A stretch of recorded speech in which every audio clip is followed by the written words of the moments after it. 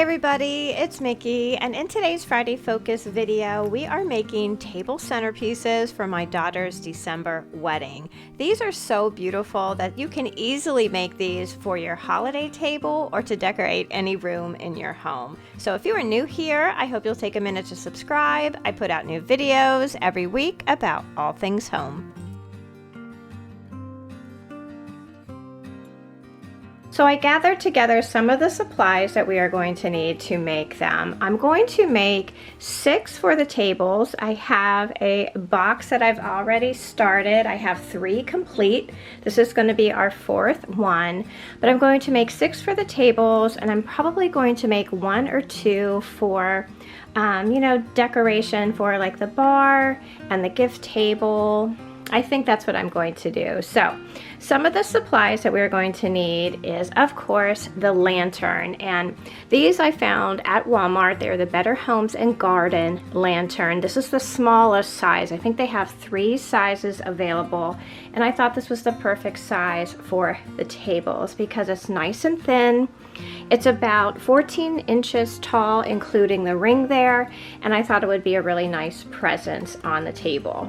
Since the wedding is in December, we're going to kind of stick with that holiday color theme. So I've picked up a couple pieces of different pines to use on our lantern. This one is that kind of life-like greens. I think it's like a cedar, maybe pine. I really like this one a lot. I think that it is nice and full, and what I like about it the most is that it lays flat. So it's going to lay flat against our lantern. So I also have some of this longer needle pine, and I'm going to break this up in little picks. So I'm going to take all these off and kind of put one in with this cedar so that it just gives it a little bit more dimension.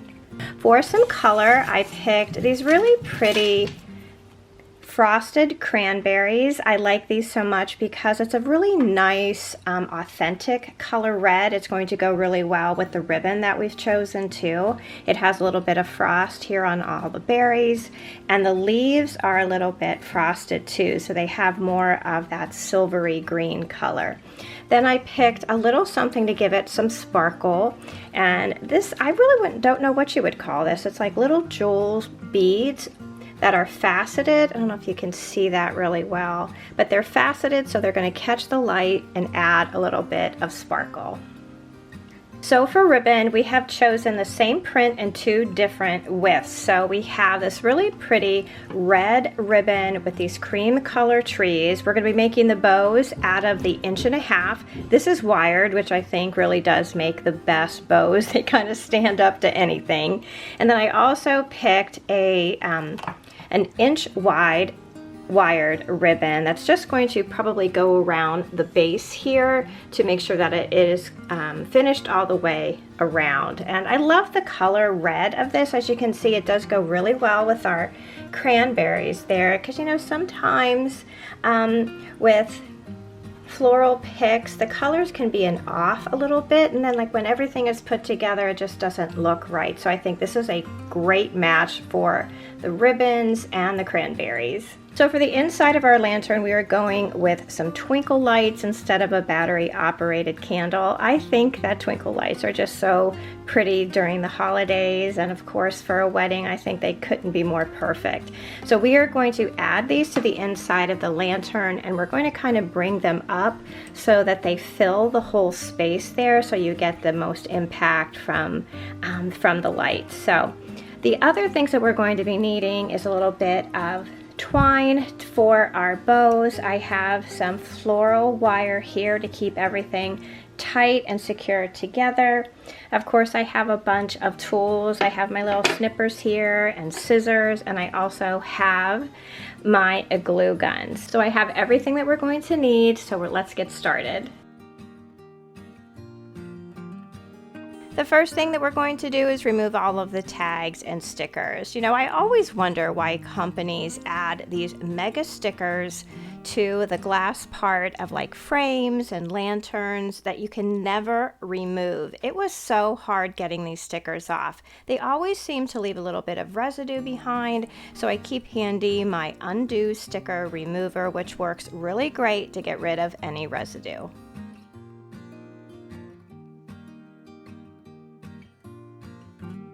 I found the twinkle lights at Hobby Lobby. At the time, I think they were about 30% off.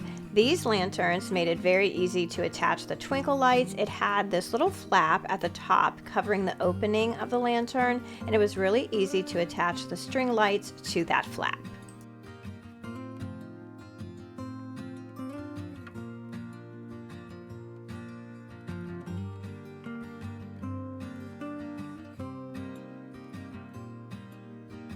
To make the cedar picks a little bit more secure, I bent the stem to hook it through the opening of the lantern. I'm also going to glue it down as well, but this really gives it a backup security.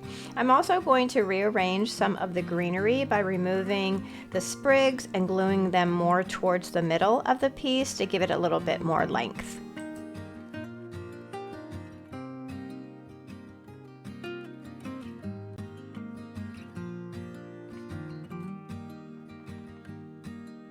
The same goes for the cranberries. I'm going to create a little hook with the stem, snip off the extra, and then I'm going to secure these two pieces together with a little bit of floral wire, and then I'll glue them to the lantern. The one good thing about using hot glue for this process is that hot glue is really easy to remove from most surfaces, so you can repurpose this lantern for another occasion.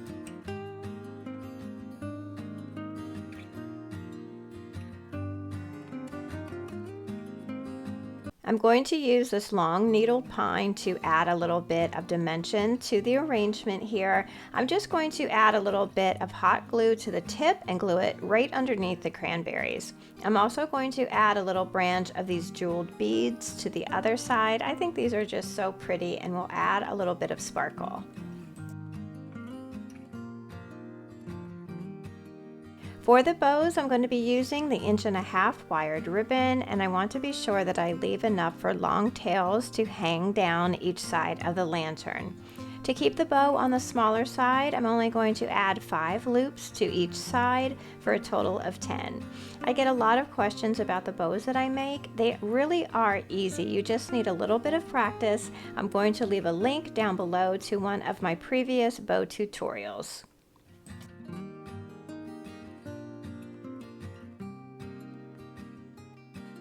One of my best tips is to use twine to secure your bows. Always leave yourself enough length so that you can use the twine to tie it to whatever you are making. This makes it so easy to change out your bows for the season or for the holidays, and if you store them together in an open bin, they are really easy to refluff season after season.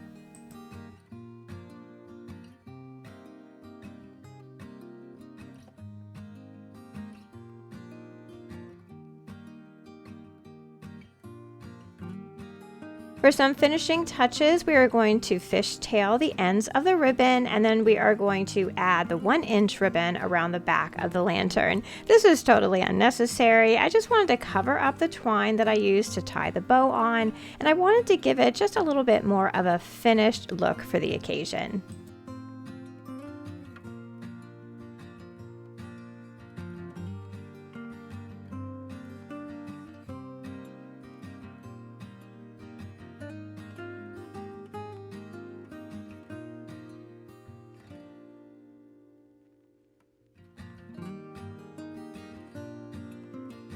So I have 4 centerpieces complete. I have 2 more to do. I think I am going to make a couple extra just in case we have to add a table or we need a little bit of decor someplace. I think they have come out so beautifully and they were so easy to make.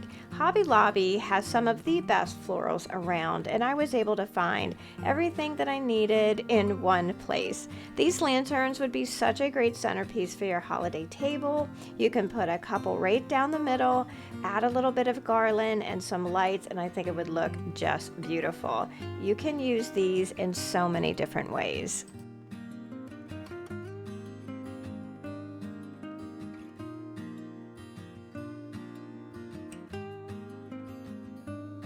So that's going to do it for me today. Thank you all so much for watching. If you like these wedding prep / holiday prep videos, let me know in the comment section down below. There are so many little things that need to be done in preparation for the weddings that we have coming up, and I would really love to share some of the projects with you all in upcoming videos. So if that sounds good to you, let me know down below and I will be happy to share. So until I see you in that next video, I hope that you love the life that you have. Be kind to each other, stay safe, and I'll see you again soon. Bye.